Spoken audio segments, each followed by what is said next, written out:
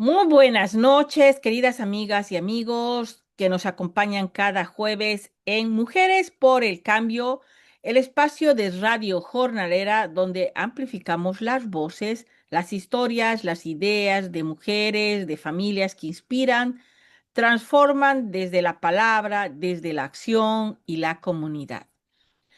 Hoy hablaremos del poder transformador del lenguaje, esa herramienta poderosa que puede construir o destruir, liberar o someter, y exploraremos cómo nuestras palabras definen quiénes somos y el mundo en que habitamos. Nos acompaña, como siempre, pues nuestra colaboradora de oro, María José Zorrilla, una mujer comprometida con la educación, la cultura y la reflexión social, quien nos ayudará a comprender cómo el lenguaje da forma al pensamiento, la identidad y la transformación. Bienvenida, querida María José. Gracias, Jacqueline, bienvenida tú también. Y bueno, hoy tendremos un momento para hablar y para reflexionar sobre el tema del lenguaje, ¿no? Del poder transformador del lenguaje. Bueno, a lo largo de estos tiempos y de la historia está la palabra por todo lado, lenguaje y importancia, ¿no? Pero lo tomamos ahí desde la parte abstracta, lenguaje, y no entendemos la importancia totalmente de cómo influye el lenguaje en cada minuto de nuestra vida. Y bueno, vamos a ir hablando sobre este punto tan importante, también como vamos a tener cuatro talleres que son súper importantes, que a lo largo de este mes lo vamos a desarrollar, que creo que nos va a ayudar muchísimo, muchísimo en todo lo que estamos pasando, y va a ser el poder transformador del lenguaje, el talento de escuchar generosamente, descubriendo nuestra inteligencia emocional y diseñando nuestro estado de ánimo. Son cuatro talleres que no se pueden perder y a lo largo de este mes vamos a estar con esto que es súper, súper importante para nuestra vida, nuestro día a día, cómo desarrollamos esto y cómo nos evita muchas cosas. Y bueno, María José va a estar pues dirigiéndonos en este camino, en esta aventura, para poder un poco más, creo, el saber estos temas y cómo influyen en nuestra vida. Y vamos dando paso y comenzamos con la primera pregunta. María José, ¿de qué manera el lenguaje modela nuestra forma de pensar? Bueno, la verdad que esta pregunta me encantó porque abarca mucho, digamos, ¿no? Porque el lenguaje en nuestras vidas el lenguaje es lo que determina cómo organizamos nuestras ideas, nuestros pensamientos, cómo interpretamos nuestras experiencias, cómo percibimos la realidad. O sea, el lenguaje está presente en nuestras vidas y, y también nos define nos define a las personas. O sea, que los seres humanos somos seres lingüísticos y nos comunicamos a través de la palabra, moldeamos nuestra realidad, nuestra forma de estar, de ser y estar en el mundo y de percibirnos a nosotros mismos a través del lenguaje. O sea, es el lenguaje el que nos permite nombrar lo que existe y también nos vamos a dar cuenta de que el lenguaje también es lo que se llama generativo, genera acciones. Yo lo voy a decir con un ejemplo bien simple. Eh, si yo doy una orden, o le digo a mi hijo, anda a lavarte las manos.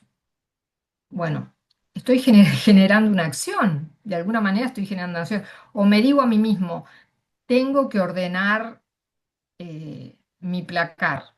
También estoy generando una acción, o sea que el lenguaje genera acciones, no es solamente que el lenguaje me define como persona porque yo me comunico con otro o,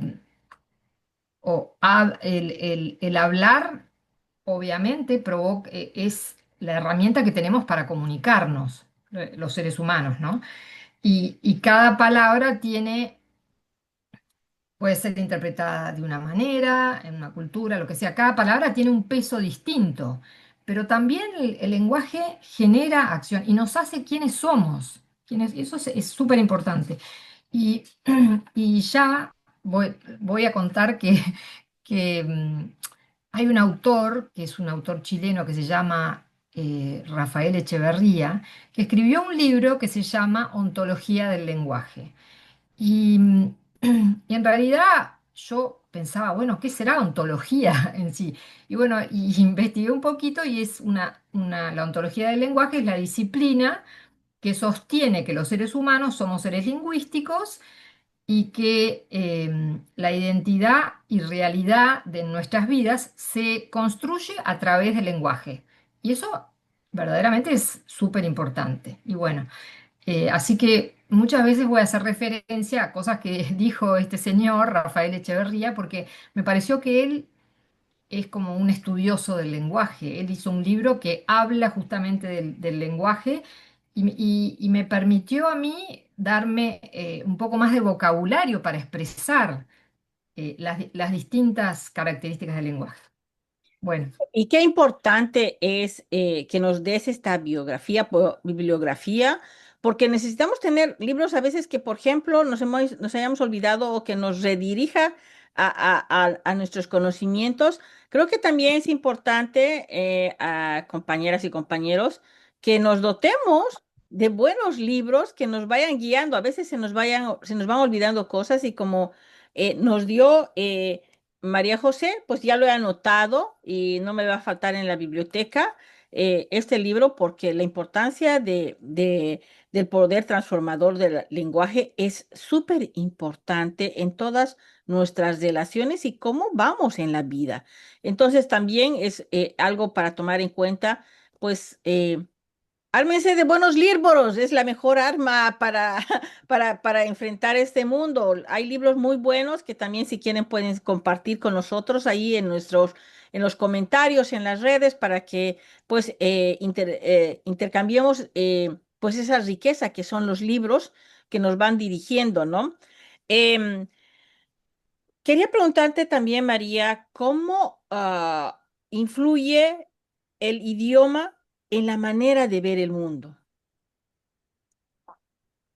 tema bien rico y para nosotros que vivimos en un país que tiene diferente lengua, aunque también se habla el español, ¿no?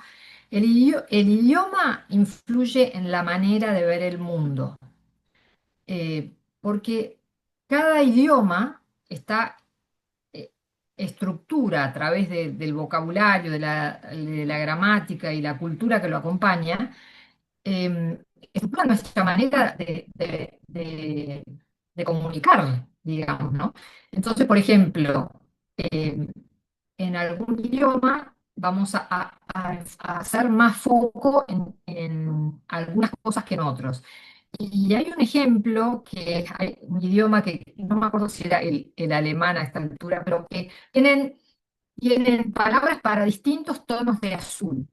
Entonces, entonces, ¿qué pasa? Los hablantes de ese idioma reconocen distintas tonalidades. Para nosotros está el azul es celeste, punto, ¿no? Pero ellos tienen distintos nombres para distintos tonos de azul. Y me imagino que nosotros, a algunas personas sí le ponen el nombre, lo crean. Ah, ese es un azul Francia, le dicen, un azul eléctrico. Bueno, pero ellos tienen una palabra para esos distintos tonos de azul. Y parecerá una pavada, pero la persona que tiene más palabras eh, tiene más capacidad de ver esos distintos tonos de azul que yo. Para mí es azul. Yo no estoy pensando en qué tipo de azul es. Bueno, y, o sea que el idioma nos afecta la percepción, ¿no? Porque como yo he dicho, hasta en cosas como los colores, ¿no? También nos afecta en qué enfocamos la atención, ¿no? Por ejemplo, eh, el lenguaje no es que el lenguaje limita lo que podemos percibir, pero dirige nuestra atención y nuestro pensamiento hacia aspectos particulares. Por ejemplo, lo más importante que quería decir de esto es que el lenguaje está asociado, distintos idiomas están asociados con distintas culturas. Y esto es lo más importante de la idea que para mí que nos tiene que quedar. Eh, en cada idioma hay expresiones y metáforas. Metáforas, ¿sabes lo que son? Comparaciones que nos ayudan a entender otra cosa. Bueno, y, y, y esas metáforas y esas expresiones nos revelan nuestra manera de entender al mundo, ¿no? Yo vi, me encantó este ejemplo, ¿no? Que eso sí es un término alemán. Los alemanes tienen una palabra para describir la alegría por la desgracia ajena y lo llaman Schadenfreude. Yo no sé pronunciar el alemán, pero Schadenfreude, esa palabra en alemán describe a la persona que se alegra cuando al otro le va mal. Y nosotros en español no tenemos esa palabra, tenemos que decirlo, persona que se alegra del otro que le va mal. Ellos tienen Schadenfreude. Y bueno, para ellos esa palabra describe todo eso. Bueno, eso es una gran diferencia, ¿no? Y después, por ejemplo, otra cosa, en alemán, ese género de las palabras, en alemán, la palabra puente es femenino y para nosotros es el puente, masculino, ¿no?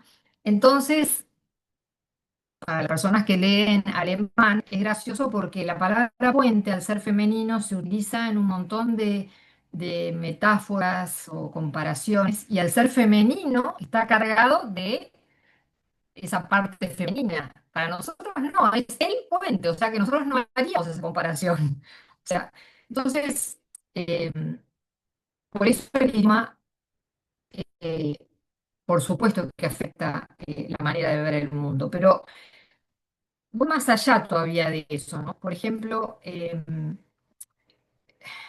cuando uno aprende un nuevo idioma, uno de alguna manera se está insertando en otra cultura.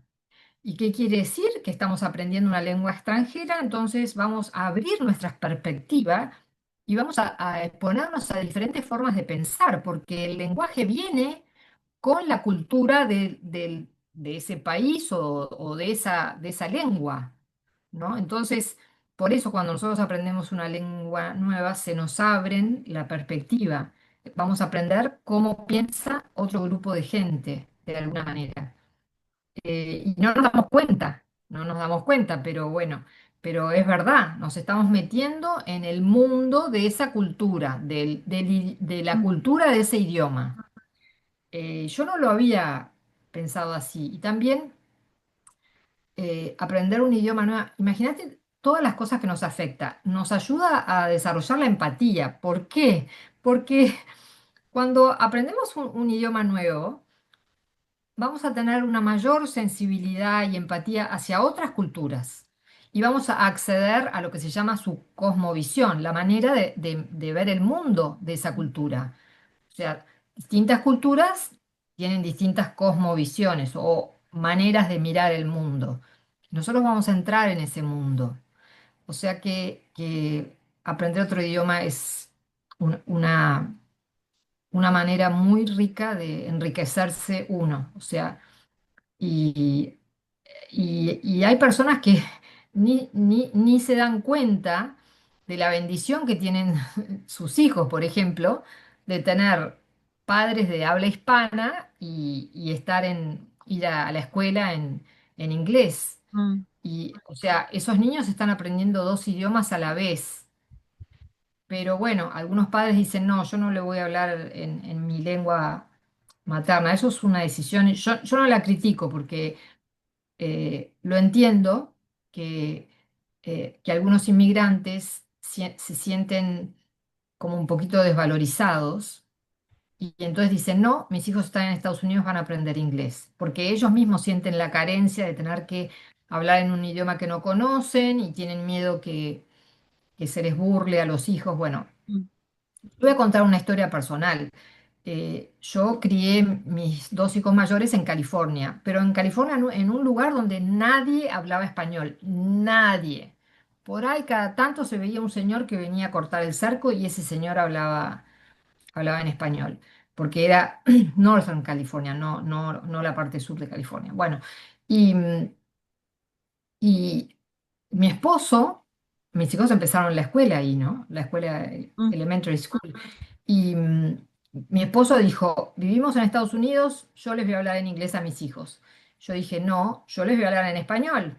Y yo siempre soy contra con, mm, yo les voy a hablar en español, les voy a dar la bendición de que aprendan dos idiomas. Bueno, y entonces, ¿qué fue lo que pasó? Cuando empiezan la escuela y ellos llegan, ven que todo el mundo habla inglés. Yo tenía, mi hijo mayor no le importaba nada, pero mi hijo segundo, em, mis hijos jugaban mucho con los niños del barrio, porque vivíamos en una calle que era una calle cortada, entonces jugaban a la pelota, todos los niños hablaban en inglés. Y cuando yo los llamaba y les decía, chicos, vengan a comer, y mi hijo de 4 años me decía, Mom, English, please. O sea, como que tenía un poco de vergüenza que mi esposo lo había notado y por eso les hablaba en inglés. Pues yo les hablaba en español. Y al final lo que hice, porque lo veía que el chico sufría cuando yo le hablaba en español, le expliqué, tú estás aprendiendo dos idiomas al mismo tiempo y eso el día de mañana, por supuesto que el chico no entendió nada. Fui, hablé con mis vecinas y les dije, yo a mis hijos les hablo en español porque considero que es muy importante que aprendan dos lenguas. No crean que lo estoy haciendo para que sus hijos o ustedes no entiendan lo que yo estoy diciendo. Bueno, les pareció fantástico. Me pidieron todas que les enseñara español a los hijos de ellas. Así que venían estos niños después del colegio, 2 veces por semana, y yo les enseñaba español. Y bueno, y así normalicé la situación de que el español es otro idioma y es una cosa enriquecedora. Y bueno, mi hijo más chico era un poco chico para entenderlo, pero como se sentaban todos en una mesa y yo los incluía a ellos, les enseñaba español, les enseñé las básicas, o sea, gracias, buen día, buenas tardes, lo que sé yo, eran chicos, ¿no? Pero bueno, mi hijo mayor ya tenía como 6 o 7 años. Sí, 7 años y después cumplió 9, todo estando ahí. Y había chicos más grandes encima. Y bueno, y de esa manera yo consideré que era importante que aprendieran dos idiomas. Y verdaderamente ahora haciendo este trabajo veo que el saber dos o tres idiomas enriquece tu mundo. mm.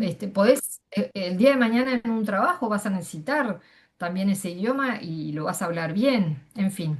No sé si me expandí mucho con esta, No, con esta. me parece perfecto y todo lo que tú has dicho y la... Claro, porque todos estamos viviendo acá y lo que le pasó a mi marido es totalmente comprensible.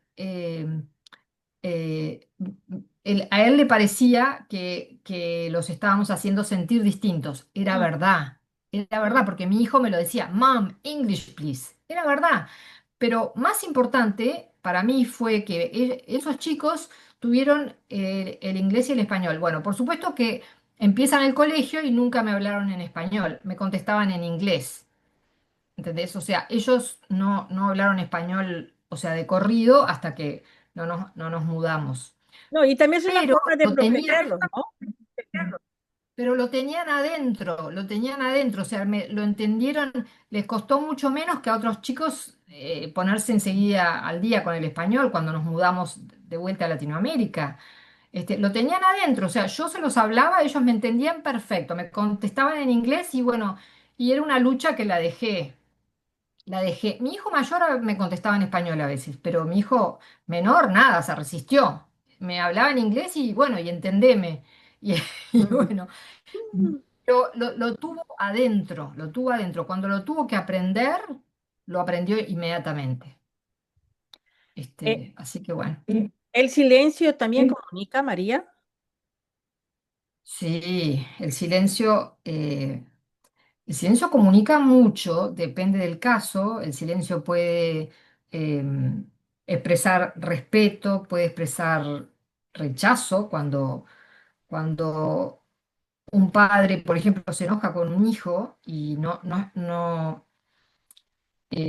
verdaderamente no puede expresar la emoción de rabia porque lo mataría. Y bueno, el silencio expresa de alguna manera rechazo a lo que esa persona está diciendo, ¿no? También a veces el silencio expresa incomodidad, ¿no? Eh, y bueno, y en la mayoría de las veces, a veces el silencio es paz, paz interior, ¿no? Y como en toda la comunicación, tenemos la comunicación verbal, que es la palabra, el lenguaje, y el lenguaje no verbal. Y el lenguaje no verbal complementa la comunicación humana. O sea, nosotros con silencio no es que estamos ignorando a la persona, estamos comunicando algo. Y bueno, está en la otra persona entenderlo, ¿no? Porque a veces te ignoran, pero a mí me parece que el silencio enriquece la comunicación humana de muchos puntos de vista, sea que es porque estoy en un momento espiritual, de paz mental, estoy en oración o lo que sea, que estoy en un momento que me estoy comunicando conmigo mismo y estoy tratando de tener calma interior, o sea porque estoy eh, indicándole al otro algún mensaje. O sea, esto no es correcto, esto que estás diciendo es una grosería, pero ni siquiera es necesario decirlo con palabras. El lenguaje ya lo comunica. El silencio ya lo comunica. Qué necesario ¿Qué? es aprender a escuchar los silencios, ¿no? Porque a veces no lo tomamos en cuenta y nos están diciendo Sí. mucho. ¿Cómo se define el lenguaje, la identidad individual y colectiva? Bueno, el lenguaje expresa quiénes somos. El lenguaje expresa de dónde venimos y a qué comunidad pertenecemos, ¿no? Porque te lo digo así básicamente. Si yo estoy insertada en un lugar de habla inglesa y hablo en español, quizá no saben exactamente el país de donde venimos, pero saben que somos de habla hispana. La mayoría de las personas saben que eso es habla hispana. O sea que, bueno, pertenecemos a la comunidad latina o hispana, como se quiera llamar, ¿no? Entonces el lenguaje también define nuestras raíces y al mismo tiempo define nuestras raíces, pero al mismo tiempo nos vincula con los demás. Si será importante, ¿no? Si nos vincula, nos podemos vincular con una persona o con una comunidad de personas. Por eso la pregunta que vos me hiciste, la identidad individual y colectiva. O sea, ¿quién soy yo en este grupo de gente? Voy a agregar algo que lo leí en el libro de Rafael Echevarría, la ontología del lenguaje, ¿no? El lenguaje está lleno de signos consensuales. ¿Qué quiere decir? Que hay cosas que decimos que en el consenso están transmitiendo alguna idea, ¿no? Y el lenguaje tiene algo, el lenguaje de los seres humanos, ¿no? Tiene algo único que es la capacidad de la reflexión, o sea, reflexionar sobre lo que digo o sobre lo que otra persona dice. El ser humano tiene esa capacidad de reflexión que verdaderamente nos hace grandes, ¿no? Que nosotros podamos no solamente hablar, sino reflexionar si lo que dijimos fue apropiado o no fue apropiado. O cuando alguien nos dice y nos sentimos heridos, pensar, podemos reflexionar, ¿y fue a propósito? ¿No se habrá dado cuenta que me estaba hiriendo? O esa capacidad de reflexión en el lenguaje me pareció tan valiosa que por eso digo, vos me decís la identidad individual y colectiva, y la capacidad de reflexión viene al caso acá en esto, ¿no? ¿Y qué impacto tiene perder la lengua materna en la identidad personal? Bueno, yo creo que es gravísimo, pero yo ya hice el cuento que yo quería que mis hijos aprendieran español, ¿no?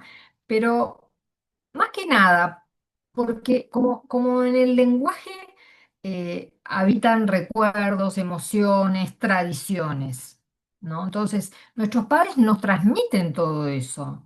Al hablar la lengua materna y que cada lengua está asociada a una cultura, si nosotros no le hablamos en el mismo idioma, nos perdemos de transmitir cosas, ¿no? Entonces, yo pienso que perder la lengua materna puede generar un impacto muy significativo en la identidad personal. Eh, Porque no solo por la pérdida de la cultura, por el desapego de las raíces y los lazos sociales que da ese lenguaje. Em, y creo que la lengua materna es importante también para eso, para que, para yo poder transmitir lo que pienso, lo que siento y comunicar mi cultura, comunicar, yo a través del lenguaje no me estoy dando cuenta, pero estoy comunicando mi pasado, ¿no? Y no sé, algunas personas pensarán que esto no es, ¿no? Pero Eh, yo pienso que la lengua materna es fundamental para construir la identidad de una persona. Eso es lo que yo pienso. Y tengo ejemplos a mi alrededor de hijos de- de amigos o lo que sea, ¿no? Chicos que no se les ha hablado en el mismo idioma materno, ¿no? En la lengua materna. Pero sin embargo, ellos, un poquito más grandes, lo buscan, lo buscan. Eh, Tengo el caso de mi stepson, uno de ellos, le dijo, papá, ¿por qué no nos hablaste en español? Entonces, ¿pueden creer que el chico se fue a España? Se fue a España y, y se metió en un curso para aprender español. Después, entonces me decía, bueno, ahora sé aprender, ahora entiendo el español de España, pero cuando ustedes hablan, eh, usted se refería a mí con mis hijos, yo el argentino no lo entiendo, el argentino decía. Y entonces yo todavía no lo entiendo porque ustedes hablan muy rápido. Bueno, la cuestión es que este chico después se fue a vivir a Nueva York y le tocó un trabajo y él siendo abogado, ¿eh? Le tocó un trabajo donde tenía que lidiar con clientes latinos. Aprendió, él lo tenía adentro, porque los padres hablaban entre ellos en español y a veces le hablaban, él lo tenía adentro, él como me decía, pero yo lo podía hablar. Y bueno, aprendí español de República Dominicana, español de Puerto Rico. En Nueva York hay todo Centroamérica está ahí y Latinoamérica. Aprendí el español de los uruguayos argentinos, el español de Bolivia. Me dice, me tocaron todos clientes diferentes y ahora entiendo todos los españoles, me dijo así. Y estaba contentísimo. Y yo le dije, bueno. Quizá tus padres no te obligaron a hablar, pero vos escuchabas algo de español en tu casa. O sea, en algún rincón lo tenías, porque lo aprendiste rápido. Y ahora el chico habla impecable. O sea, y él empezó a proponerse hablar y mejorar el español a los 20. Ahora tiene 25 y él empezó a los 21, 22 cuando dijo, pero ¿cómo puede ser que yo no sé español? No sé qué, bueno. Y él se lo propuso y ahora entiende todos los españoles, me dijo, todos. Así que muy No, gracioso. Bueno, no, y terminando, cerrando para contestar esta pregunta, ¿no? Lo de la lengua materna. eh, como, como la lengua es un vehículo para la transmisión de historias, tradiciones y conocimientos familiares, ¿no? Si los padres no le hablan en esa lengua, si la madre o si el chico no habla la lengua materna, se corre el riesgo de perder todo ese legado de tradiciones y de la memoria colectiva. Mm. ¿sí? Es una tristeza no hablar en el mismo idioma. Bueno, y, eh, no, y me olvidé este tema también. El lenguaje influye en cómo pensamos nosotros, cómo percibimos la realidad, cómo expresamos nuestras emociones.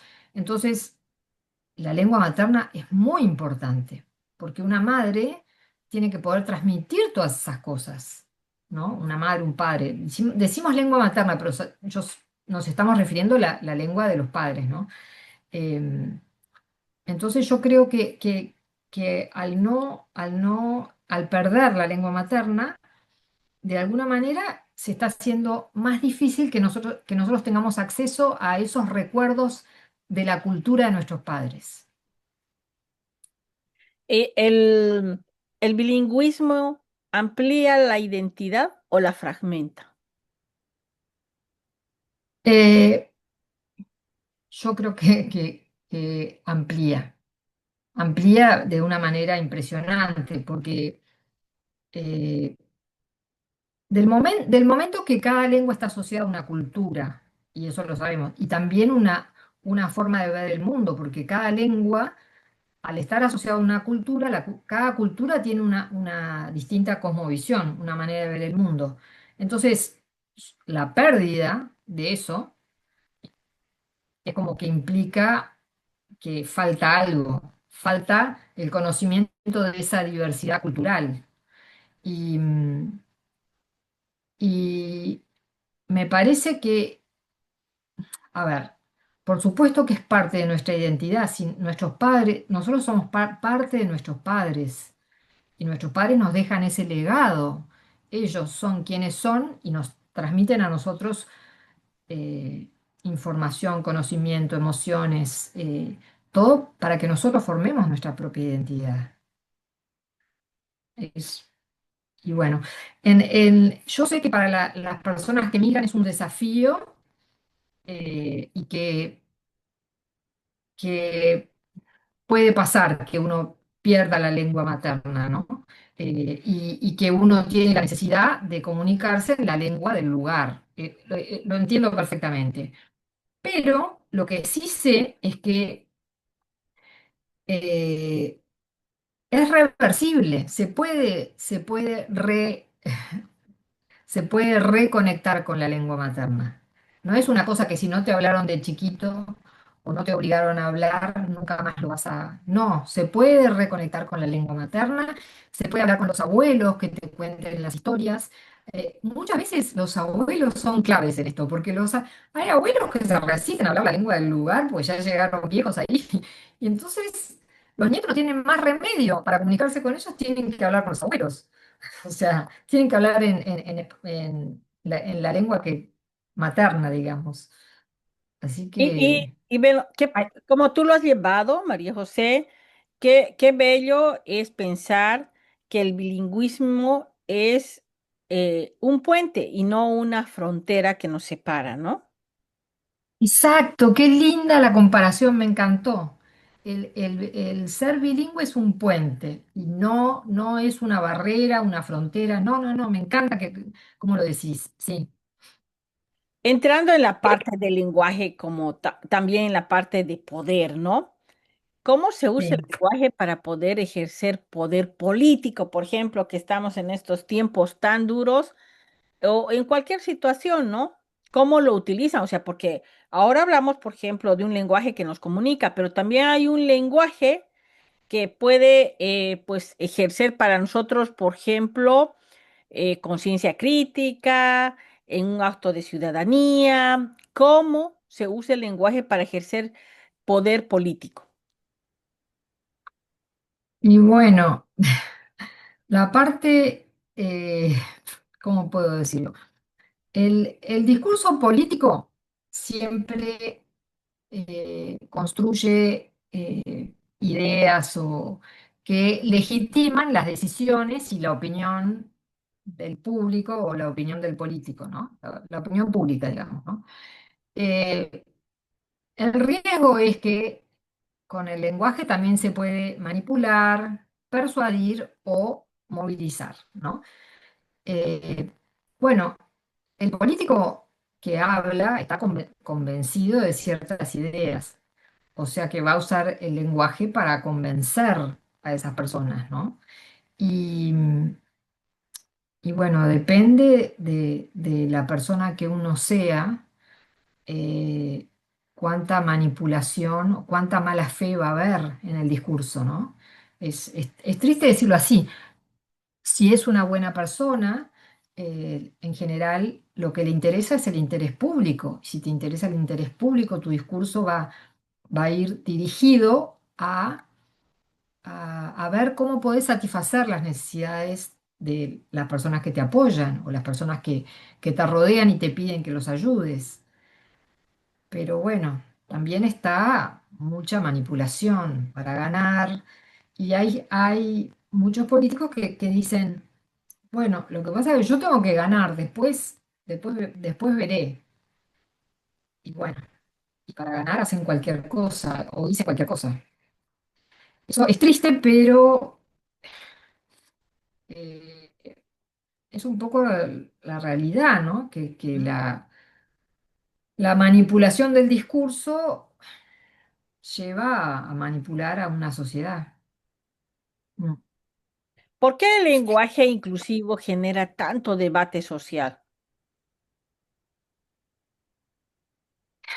Bueno, porque en general la inclusión es la inclusión de las minorías y eh, de personas que vienen y pueden traer cosas muy ricas, pero, pero a ver, la inclusión cuestiona lo que se llaman estructuras culturales profundas, ¿no? Mientras unos lo ven como un avance hacia la igualdad, digamos, mira qué bien que se incluyen eh, las distintas culturas, qué bien que se incluyen distintas religiones, qué bien. Otros lo consideran, nada, una imposición que altera eh, normas lingüísticas. Otros consideran que, ¿cómo lo puedo explicar? Nada, hay gente que se resiste a incluir una minoría que tiene distinta religión, distinta manera de ver el mundo, distinta. Y creo que lo que nos olvidamos es que somos todos seres humanos. Somos todos seres humanos y los seres humanos nos comunicamos a través de la palabra, los seres humanos, bueno, sí, esas personas pueden tener un lenguaje distinto, pero sienten y piensan y tienen las mismas emociones y muchas veces los mismos problemas que tenemos todos. O sea, yo defiendo la inclusión, pero entiendo que para algunas personas es muy difícil. Y, y acá me voy a meter en el capítulo se va, pero entra mucho el tema de la religión, ¿no? La persona que es muy religiosa cree que esa religión es la única que existe. eh, las demás religiones desprecia las otras religiones. Yo eso es lo que a mí me cuesta porque yo pienso que Dios es uno y se manifiesta de diferentes formas en las distintas religiones. Esa es mi creencia, pero la persona que es muy devota a una cierta religión o verdaderamente está casada con con ese sistema de ideas y qué sé yo, le cuesta mucho aceptar una persona que viene de otra religión. Y bueno, entonces eh, es difícil para esas personas incluir a una persona que yo no comparto sus ideas, por ejemplo, ¿no? Cuando para mi gusto lo inteligente es, puedo no compartir mis ideas, pero va a haber un montón de cosas que comparto. Voy a compartir cosas de la maternidad, quizás esa persona tiene hijos igual que yo, o tiene padres igual que yo, voy a compartir su mundo emocional.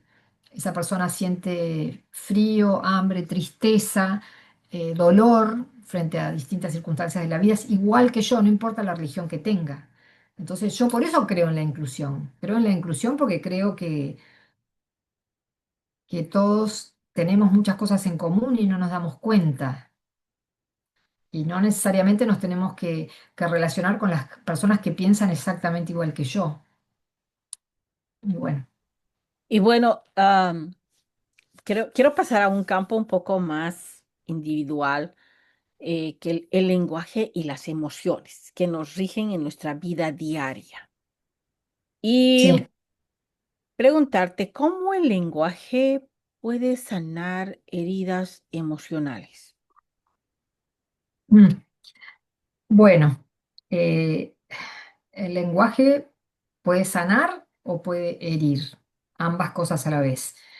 Del punto de vista de cómo puede sanar, bueno, no más nombrar el dolor, decir el dolor, eso sería el primer paso para procesar ese dolor.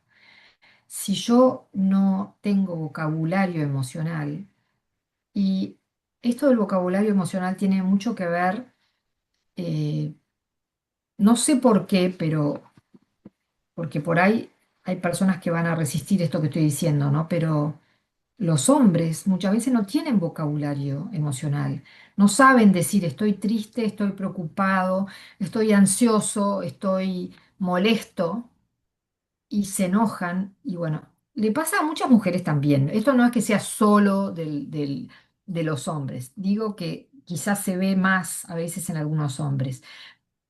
Pero bueno, esto puede ser un comentario machista para muchos, porque también hay mujeres que no tienen vocabulario emocional. O sea, nada, se enojan y bueno, y te dicen una grosería o lo que sea, porque quizá tocaste alguna herida que no te diste cuenta, quizá le haces acordar a alguien que lastimó, que la lastimó a esa persona. Y bueno, en realidad, el y lo mejor en este caso, yo digo, es hacer algún tipo de terapia, porque en la terapia uno puede aprender, y esto lo voy a decir yo, no necesitan ir a la terapia, ¿no? Eh, Hay maneras de sanar que son, por ejemplo, escribiendo. La escritura es un lenguaje terapéutico. De alguna manera, yo escribiendo lo que siento, lo estoy poniendo en papel, es como que lo estoy sacando de adentro mío. O sea que una manera de sanar heridas es hablar con un terapeuta, hablar con una amiga, hablar con un padre, madre, lo que sea. Eso es, una manera de sanar una herida emocional. Otra manera es escribir. La escritura es muy sanadora. Y yo lo he comprobado en momentos importantes de mi vida, de mucho dolor. El escribir es como si eh, uno tiene una herida adentro y está rumiando esa herida, ese dolor, lo que sea, pero al ponerlo en papel es como que la mitad del dolor quedó en el papel. Yo lo miro así. Y bueno, algunas personas pensarán que esto es una pavada, pero es así, la escritura está comprobado, es muy sanadora.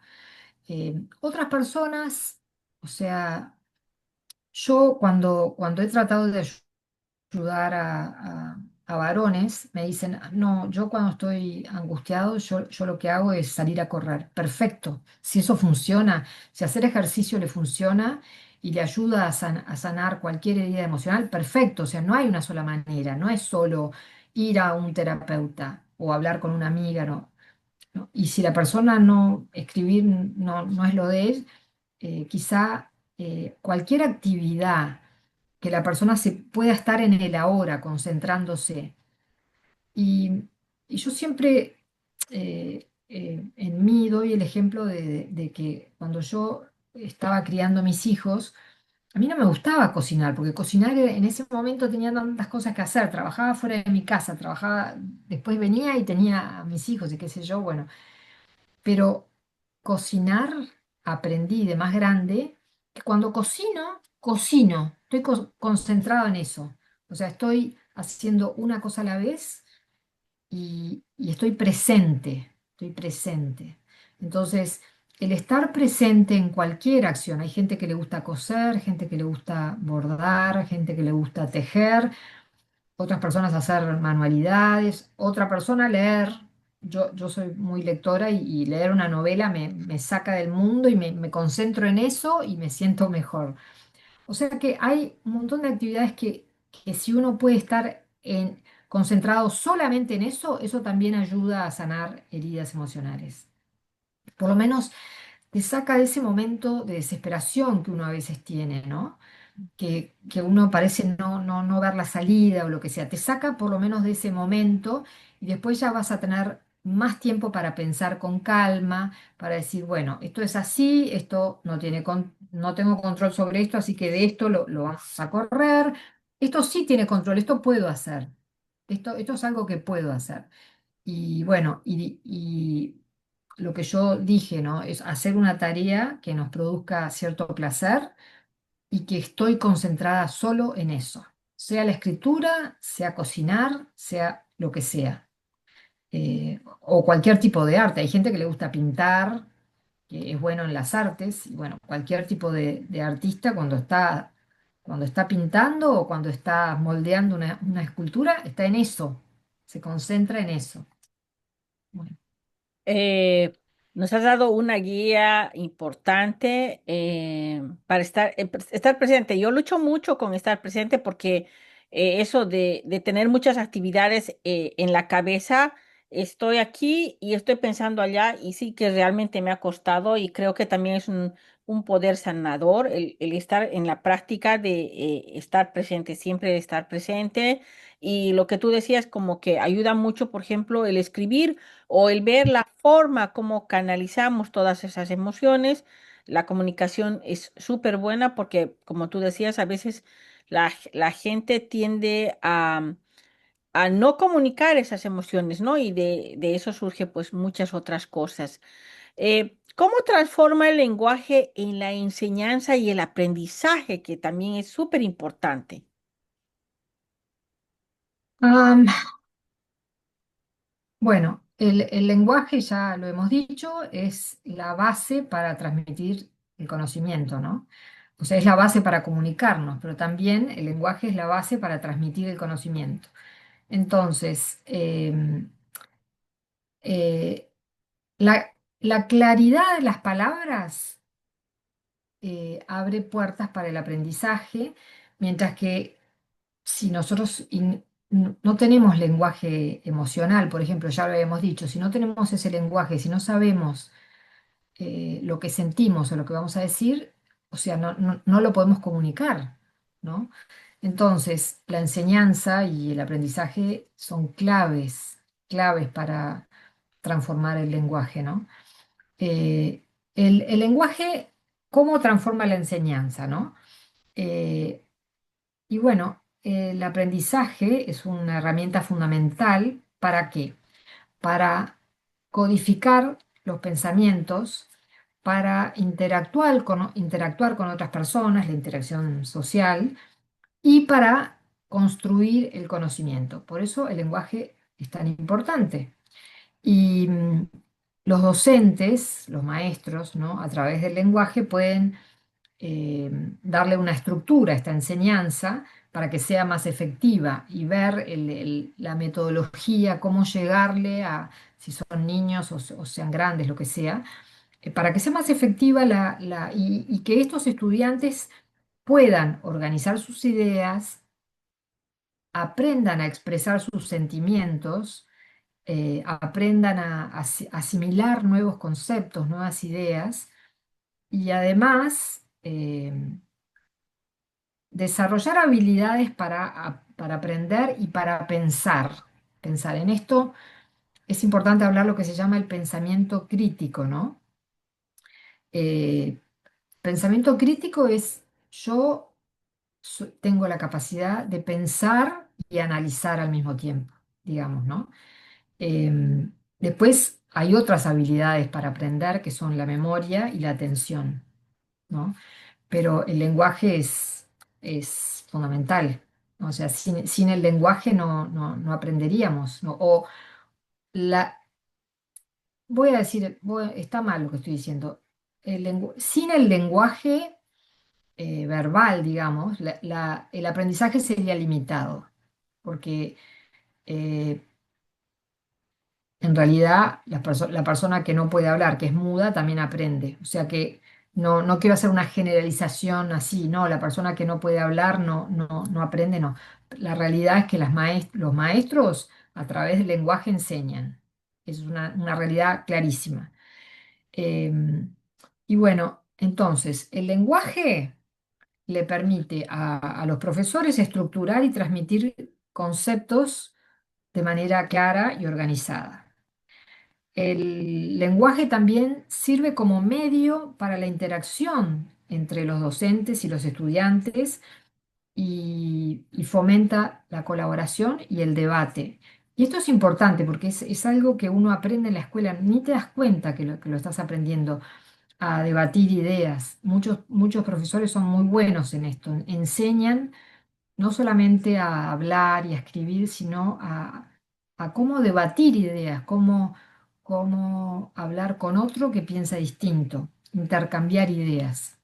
Eh, y después, un buen dominio del lenguaje permite al educador poder adaptar la enseñanza a las necesidades específicas de sus alumnos, ¿no? Hay alumnos, o sea, siempre tenemos la teoría que la maestra da la clase para todos, pero hay alumnos que van a necesitar más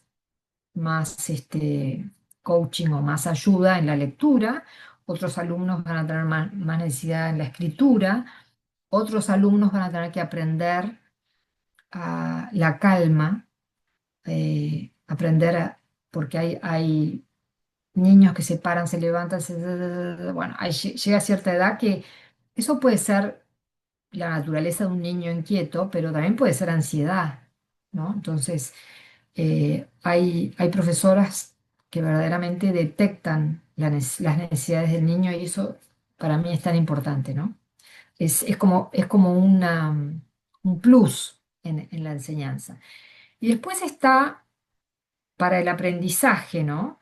Eh, el lenguaje nos ayuda a ordenar las ideas, los pensamientos y, y le permite a los alumnos de esa manera, o sea, porque primero hablé del punto de vista de la enseñanza, ahora voy a hablar del punto de vista del aprendizaje. El alumno puede asimilar y procesar nueva información a través del lenguaje, ¿no? Y después también el alumno cuando aprende a leer y escribir, por ejemplo, y va más allá de la memorización de las letras, sino que desarrolla eh, funciones que son muy importantes, como la atención, la memoria y el pensamiento crítico, o sea, entender lo que estoy leyendo. Que yo, por ejemplo, cuando estoy muy cansada, leo y de pronto me doy cuenta que no presté atención y tengo que volver para atrás, ¿no? Mi pensamiento crítico no estaba ahí, no estaba. Yo estaba leyendo, pensé que estaba leyendo palabras, pero no entendí lo que leía. Y bueno, digo, eso pasa cuando uno está muy cansado, qué sé yo, o pensando en otra cosa, lo que sea, pero hay niños que también al principio leen, pero no entienden. El entendimiento llega un poquito después. Y después, el lenguaje también le da a los estudiantes la capacidad de expresar sus ideas. Eh, de expresar sus preguntas, expresar sus sentimientos, o sea, y eso es esencial para participar en el proceso de aprendizaje, ¿no? Si yo quiero aprender, tengo que saber preguntar, tengo que saber expresar mis ideas y tengo que entender un poco mis sentimientos también. Bueno, y después lo último que iba a decir en este tema, bueno, hay más para hablar, pero es la comprensión del mundo, ¿no? Que es a través del lenguaje que los estudiantes le dan sentido a su entorno y entienden un montón de cosas que están ocurriendo. Y lo entendemos porque tenemos el lenguaje. Si no tuviéramos el lenguaje, no sé si lo entenderíamos, podríamos escuchar, pero si sabemos leer, vamos a aprender un montón de cosas. cosas culturales, prácticas sociales y también una cosa que a mí me pareció importante, em, los diferentes tipos de comunicación. Eh, eh, yo me puedo comunicar hablando, por supuesto, pero también comunico con el silencio, como ya lo vimos eso, o también comunico con gestos, la comunicación no verbal. Bueno, no sé, creo que quedó contestada esa pregunta, ¿no? Sí. Mm. Sí, algo que quería tomar se tiene se habla mucho del lenguaje y la verdad que tenemos para 20.000 programas con tantas cosas que hay, Sí. tantas variantes, pero digamos, dentro de la sociedad, ¿de qué manera el lenguaje construye vínculos comunitarios? Bueno, eh, eh, bueno, hay muchas maneras, digamos, ¿no? Porque eh, el len- por todo lo que ya hemos dicho, por todas las cosas que nos da el lenguaje, yo, ¿cómo me vinculo con las personas? A través del lenguaje. El lenguaje genera comunicación y lo necesito para los vínculos, o sea, para cualquier tipo de vínculo. Y mucho más muchísimo más para vincularme con un grupo de gente, con una comunidad. O sea, si no soy una persona que le voy a hablar a la comunidad, bueno, quizá a través de la escritura, a través de, de- sí, a través del mensaje escrito, de la comunicación escrita. Eh, Pienso que eh, a través de la comunidad, digo, a través del lenguaje eh, que va dirigido a la comunidad, yo puedo ayudar a una comunidad, yo puedo brindarle apoyo a una comunidad, yo puedo saber las necesidades de la comunidad, haciendo buenas preguntas, por ejemplo. Haciendo buenas preguntas puedo saber cuáles son las necesidades. No sé si quedó totalmente eh, Sí, contestada sí, tu sí, pregunta. sí quedó claro. Ya, y pasando en esta parte que yo sé que este tema es extenso y que lo vamos a tocar un poco más adelante, ciertas partes, por Sí. ejemplo, lenguaje y cómo entra dentro del activismo en futuros programas, ya en la vida cotidiana, María José. ¿Cómo cambia la vida de una persona cuando aprende, por ejemplo, a hablar de sus emociones y cómo le ayuda en su autoestima, ¿no? Porque hablar con Mm. seguridad también es un acto de amor propio. Sí, sí, sí, sí. Eh, la- el, Mira, el lenguaje de las emociones, ¿no? Eh, no nos enseñan mucho eso de niños, por lo menos a nosotros, a darle un nombre a la emoción que sentíamos. Porque cuando nosotros éramos chicos, un niño que lloraba era una molestia, vamos a decir la verdad. Y quizá nuestros padres podrían acercarse a nosotros o lo que sea, pero no nos daban el nombre de la emoción. O sea, eso hoy en día pienso que algunos padres lo educan desde niño, ¿no? Un niño que llora, uno se le puede acercar y decirle, estás triste, estás preocupado, eh, le puede dar un nombre a la emoción, pero el niño que lloraba y se le dijo, cállate la boca, bueno, andate al cuarto a llorar, o sea, y se le niega un poco el sentimiento, no tiene ni siquiera las herramientas para decir estoy triste, estoy preocupado, estoy ansioso. O sea, la variedad de nuestras emociones. O sea, quizá, bueno, dice, lloro, pero puede llorar porque está enojado también. No es solo por tristeza, ¿no?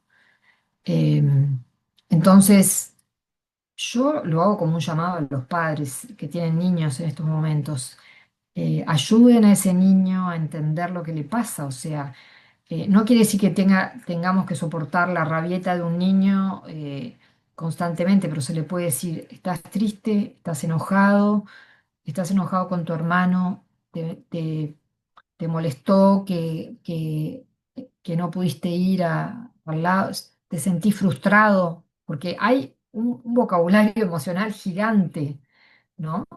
Y estás frustrado porque tu hermano fue al programa y tú no puedes ir, o te sentís mal porque estás enfermo. O sea, si uno le enseña a los niños desde niños a saber lo que les pasa, creo que le da una ventaja emocional, pero fundamental, porque cuando uno es grande, a veces, si uno no puede identificar lo que te pasa, pensás siempre que estás enojado.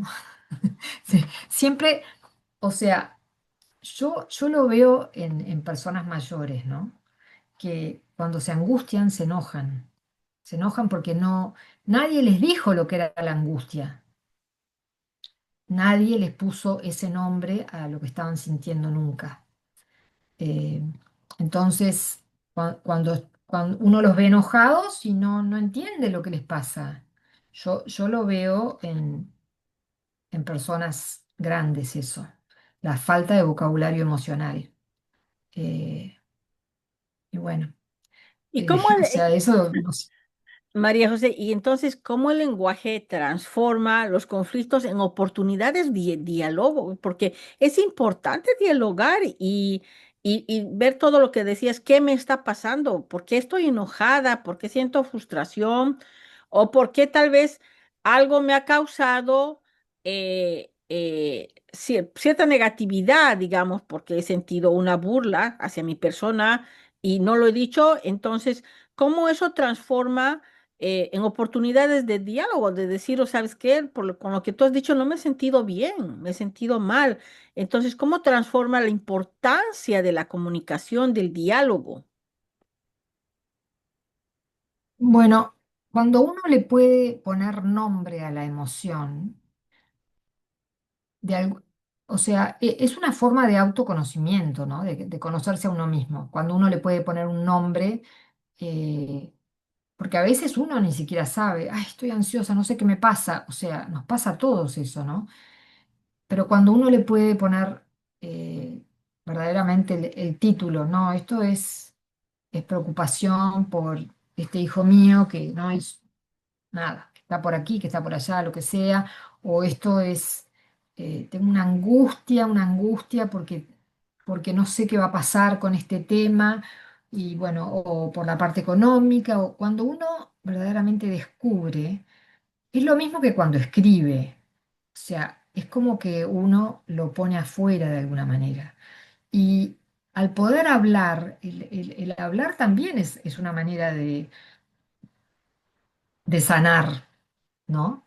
El hablar sana, el hablar con otra persona que a uno lo escuche, es como que es verdaderamente muy, muy sanador. Entonces yo le veo la diferencia, el entender de qué lugar venimos. Y no es que se nos vaya a pasar inmediatamente, pero cuando sabemos de dónde viene esa emoción, me parece que estamos en un lugar más cerca de poder lidiar con ella. Lidiar no quiere decir que se nos va a pasar inmediatamente, pero podemos lidiar con algún problema que está, por ejemplo, no sé, hay una regla de oro. En todos los problemas que enfrentamos en la vida, esto A, B y C está fuera de mi control. Lo que hacen los otros está fuera de mi control.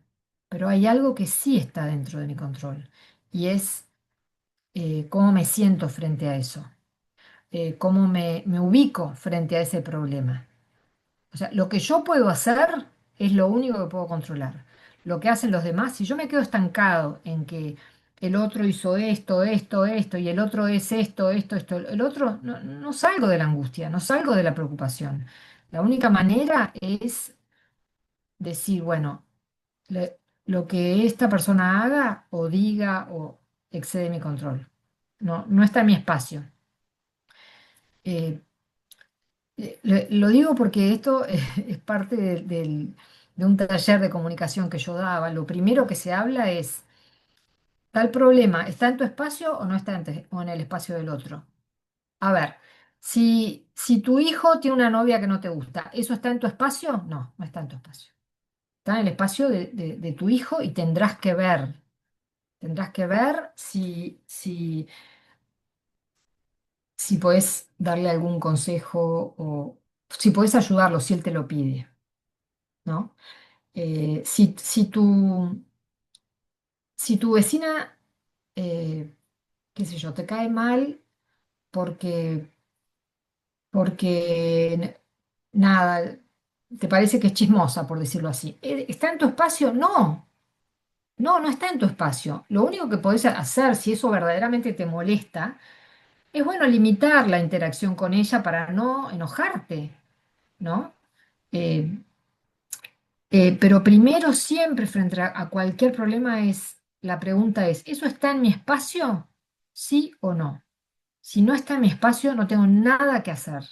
Y a veces duele y horrible porque uno siempre necesita sentirse como más en control, pero bueno, es lo que hay.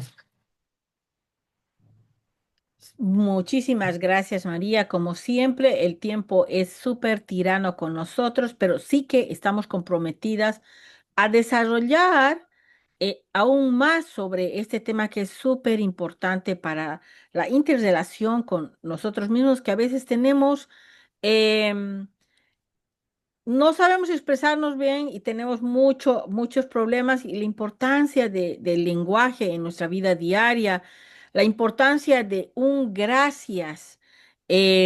Justo iba a Sincero, decir eso, la importancia. Gracias, sí. de un gracias sincero puede transformar Sí. un día, ¿no? La importancia de un buenos días, cómo te sientes, pues son cosas tan importantes y a veces que no lo tomamos en cuenta y los otros puntos que tú has tomado como el hecho de dar nombre a nuestras emociones, ¿no? A veces sentimos que pasan muchas cosas en nuestra vida y no entendemos ni identificamos qué nos molesta y como tú tocaste el último punto pues a veces nos atormentamos, María, y no está en nuestro espacio. Y estamos queriendo resolver y pues amargamos muchísimo nuestra vida. Y Nos pasa mucho con nuestros hijos, porque como de chiquitos estamos acostumbrados a decirles lo que tienen que hacer. Y yo de grande no puedo con mi genio muchas veces. Y le digo y ya es como se enojan. O sea, y después digo, no, en realidad no, no está en mi espacio. Él ya es grande. Pero es una lección como de por vida. Uno nunca termina de aprender, nunca termina de aprender verdaderamente. Es una lección grande. O sea, cuando un niño es chico, uno le dice, no toques, no, ahora a comer, bueno, a dormir, a bañarse. Uno está acostumbrado a liderar, ¿no? Mm. Y bueno, y eso es lo que es. Cuando crecen uno tiene hasta más preocupación y menos control que nunca, que nunca, que nunca. O sea que es una lección bien, bien grande de aprender. Yo quería decirle el tema de la importancia que tiene un gracias a veces en la vida, ¿no? Porque, a ver, el gracias fortalece los vínculos, genera gratitud para los dos lados. Para la persona que está diciendo gracias, te sentís bien de poder agradecer y la persona que recibe el gracias también se siente agradecido de que le agradeciste, se siente contento de que le agradeciste. Y, y el gracias tiene un impacto en la salud mental y emocional. Eso no lo sabemos, o sea, no lo tenemos consciente. También tiene un impacto en las relaciones y también tiene un impacto en la perspectiva de la vida. En la salud emocional, reduce el estrés y la ansiedad, porque cuando uno da un gracias se enfoca en lo positivo de la vida. Y lo positivo es lo que puede mejorar el estado de ánimo, la felicidad en general. Y bueno, el gracias nos da eso, ¿no? Después aumenta la resiliencia porque uno fortalece la capacidad de sobrellevar situaciones difíciles, diciendo, bueno, Esto es difícil, pero gracias por todo esto otro que tengo, ¿no? Mejora la autoestima, porque reconocer lo bueno en la vida contribuye a sentirse mejor con uno mismo. Y en las relaciones interpersonales, el agradecimiento fortalece las conexiones que tenemos con las otras personas. Después, la persona que, que uno le agradece tiende a sentirse más cerca del que le expresa gratitud. Entonces se hace un ciclo positivo con las personas, ¿no? Aumenta la empatía. ¿Por qué? Porque cuando uno demuestra que aprecia al otro, hace que los demás se sientan valorados y se sientan comprendidos. O sea que aumenta la empatía también. Eh, y nos da una perspectiva, eh, o sea, impacta la perspectiva de la vida también, en el sentido que, por ejemplo, ayuda a no dar las cosas por sentadas, a apreciar los pequeños momentos de la vida, permite ver las experiencias negativas desde una perspectiva más equilibrada. Eh, aún cosas negativas, cuando uno es una persona agradecida, agradece, no agradece lo malo, obviamente, no agradece lo malo, pero para salir del dolor y todo, uno tiene que reconocer lo bueno que tiene en la vida, ¿no? Y después, el gracias también abre la puerta a la abundancia. ¿Por qué? Porque cuando yo me enfoco en lo que tengo, puedo transformar una mentalidad de carencia, de sentir que no tengo, a una mentalidad de abundancia. No sé si me entiende, me explico bien en esto, ¿no? Que el gracias te, te- te cambia la mentalidad a decir gracias por todo lo que tengo. O sea, uno empieza a ver todo lo positivo que tenés. Muchísimas gracias nuevamente, repito, María José, porque siempre pues nos das muchísima enseñanza, reflexión y bueno, lastimosamente que amigos y amigas.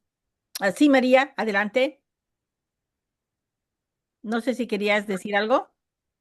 No, muchas gracias. La verdad que en esto tengo que agradecerte porque para mí es muy lindo estar acá contigo, Jacqueline, y poder hablar de estos temas que en realidad son temas de la vida y que nos afectan a todos. Así que muchas gracias. Y bueno, pues como siempre, lastimosamente llega el final.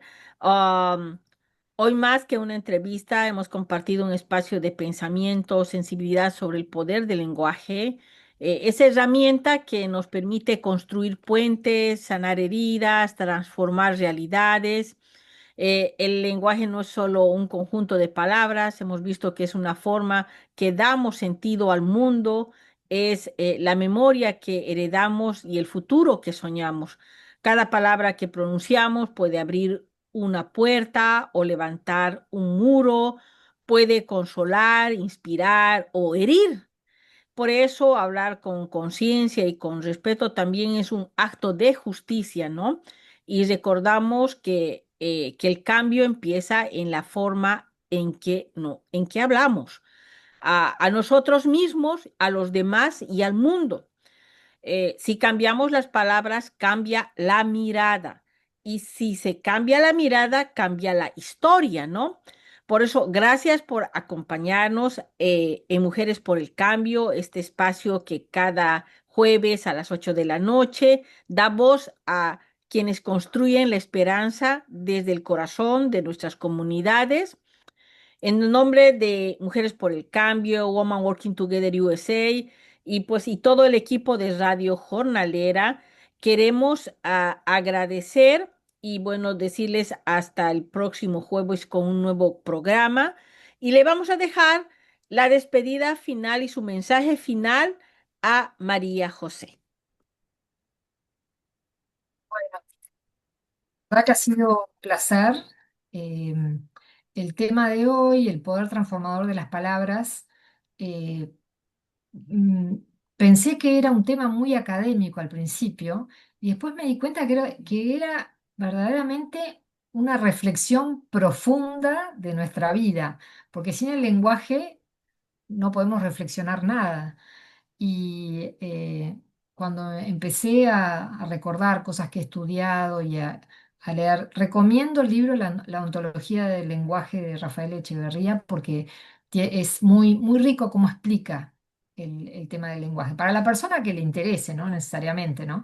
Pero, y bueno, y me gustaría que se llevaran